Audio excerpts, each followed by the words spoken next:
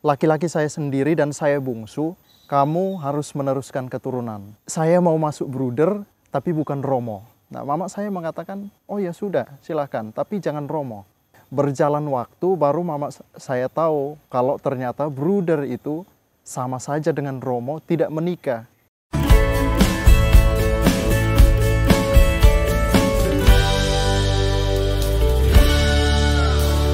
Perjalanan panggilan saya sampai pada saya memutuskan untuk menjadi bruder Budi Mulia, itu berawal ketika saya kelas 2 SD. Kelas 2 SD, saat itu saya setiap kali misa, saya itu tertarik dengan Romo ketika mengangkat hosti, lalu mengangkat piala. Itu setiap kali pulang misa saya praktekkan itu. Dengan mengangkat gelas dan permen, itu saya praktekkan. Nah, dari hal sederhana itu, berangkat dari itu, saya mulai ada benih-benih panggilan. Dan kemudian setelah tamat SMP, saya mau lanjut ke seminari. Tapi karena orang tua tidak setuju, maka saya lanjut SMA. Dan kemudian setelah SMA, rasanya dorongan jatuh cintaku pada panggilan Tuhan itu sangat menggebu-gebu. Sehingga pada saat itu saya mencari-cari kongregasi mana yang bisa saya pilih. Dan kemudian saya temukan kongregasi Bruder Santa Perawan Maria dari Lourdes. Kebetulan sejak kecil saya selalu mendengar lagu Ave Maria di Lourdes di Gua. Itu selalu dinyanyikan oleh mama saya.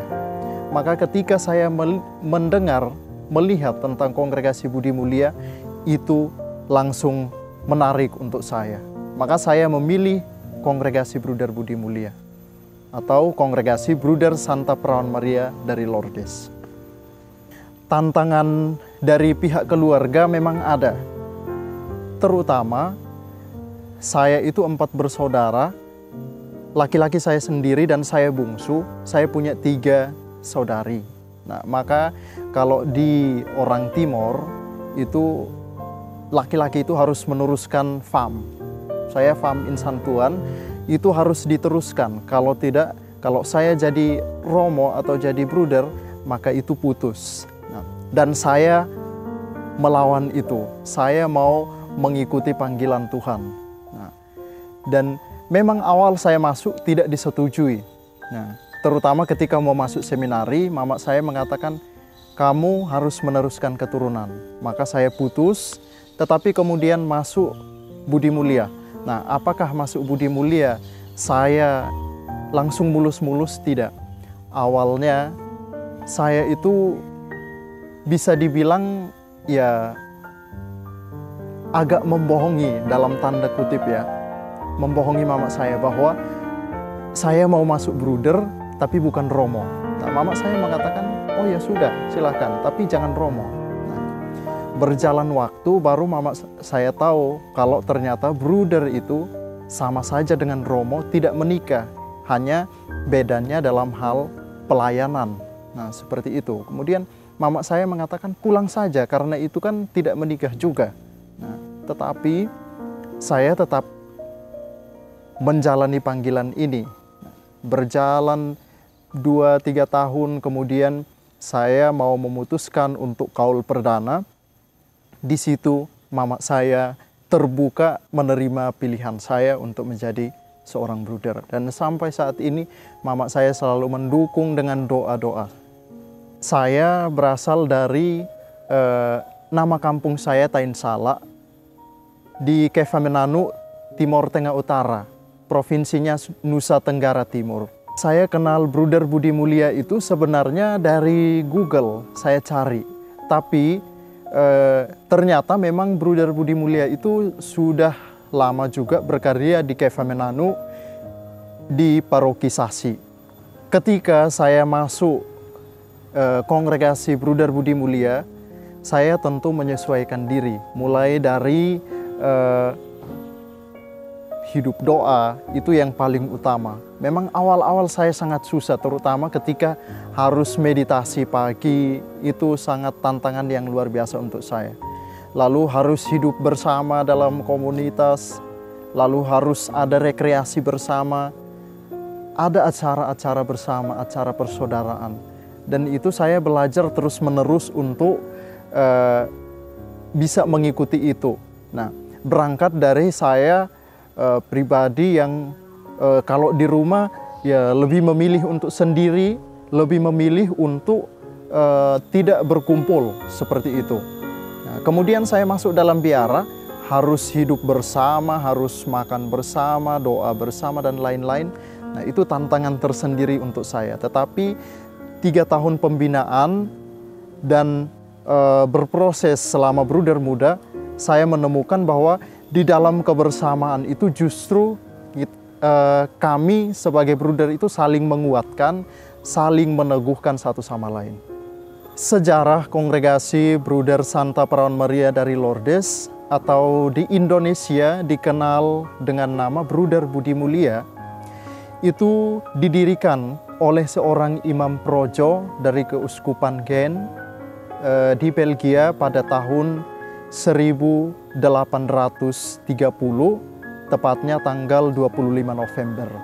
Nah, saat itu memang pendiri kami menanggapi situasi yang sangat memprihatinkan, terutama saat itu korban revolusi Prancis yang tadinya orang menenun dengan alat-alat yang tradisional, kemudian diganti dengan alat yang lebih modern. Dan itu efeknya sangat luar biasa, terutama untuk pengangguran, untuk anak-anak terlantar, dan lain-lain. Bahkan pendiri kami itu menyaksikan sendiri ada 6 orang yang dilelang. Ini seperti apa ya? Seperti pendiri kami merasa ini manusia yang tidak dihargai martabatnya. Maka pendiri kami berinisiatif setelah dia ditabiskan, maka dia mengatakan, mulai saat ini saya sepenuhnya hanya membaktikan diriku untuk orang miskin. Nah, maka seperti Santo Vincentius, Bapak pendiri kami Stephanus Modestus Gloriae juga dikenal Bapak kaum miskin. Nah, lalu pada tahun 1926, tepatnya 4 Juli, itu masuk ke Indonesia. Dan pertama kali di Bogor, komunitas Bogor, saat itu para bruder memang diminta untuk mengelola salah satu panti asuhan Vincentius de Paul di Bogor. Kemudian berkembang dan saat ini di Indonesia karya pelayanan kami itu banyak sekali. Terutama karya pelayanan kami itu lebih banyak di bidang pendidikan. Saat ini sekolah kami ada 31 sekolah, mulai dari playgroup, TK, SD, SMP, SMA, SMK.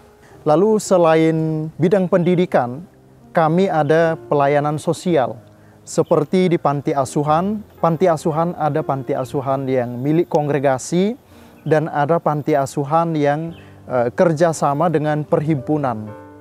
Lalu selain itu ada asrama, dan juga kami ada pelayanan di percetakan dan pabrik lilin, juga pemberdayaan masyarakat. Di salah satu daerah terpencil di Solo, itu kami bekerja sama dengan pemerintah setempat, pemberdayaan masyarakat untuk air bersih. Pengalaman saya menjalani persiapan kaul kekal keluarga Vincentian di Gria Samadhi Vincentius ini. Nah, saya bersyukur karena berjumpa dengan teman-teman dari Suster Frater Bruder yang punya semangat yang sama, yaitu semangat Santo Vincentius. Memang kongregasi Bruder Budi Mulia baru tahun ketiga ini ikut dalam persiapan kaul kekal keluarga Vincentian. Saya bersyukur dengan situasi ini, dengan momen ini, karena banyak hal yang kami dalami, terutama tentang semangat hidup Santo Vincentius bagi kaum miskin.